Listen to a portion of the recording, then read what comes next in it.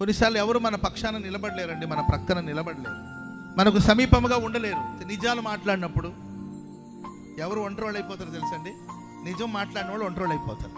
కల్లిబొల్లి కబర్లు చెప్పుకొని, లేనిపోని అని చెప్పుకొని, ఊరించి ఉబ్బించి ఇలాంటి మాటలు చెప్పే వాళ్ళకైతే జనాలు ఎప్పుడు తోడుగా ఉంటారు.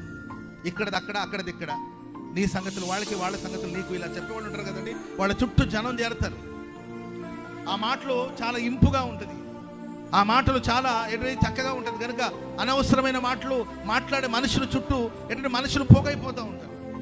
ఉన్నది ఉన్నట్లు మాట్లాడి, యథార్థంగా మాట్లాడి, యథార్థవాది లోక విరోధి అంటారు కదండి, యథార్థంగా మాట్లాడుతూ, నిజాలు మాట్లాడుతూ, సత్యానికి సాక్షిగా నిలబడుతూ, సత్యం మాట్లాడుతున్నప్పుడు, నిజం మాట్లాడుతున్నప్పుడు అతని దగ్గరికి సమీపించడానికి ఎవరు ఇష్టపడరు. అయితే మనం ఆరాధిస్తున్న క్రీస్తు ప్రభు వారు ఎవరు చెప్తున్నారా? మనం ఒంటరిగా ఉన్నప్పుడు, మనం అందరూ విడిచిపోయినప్పుడు ప్రభు మనకు సమీపముగా ఉండబోతున్నాడు. స్తోత్రం చెప్పండి అందరూ గట్టిగా.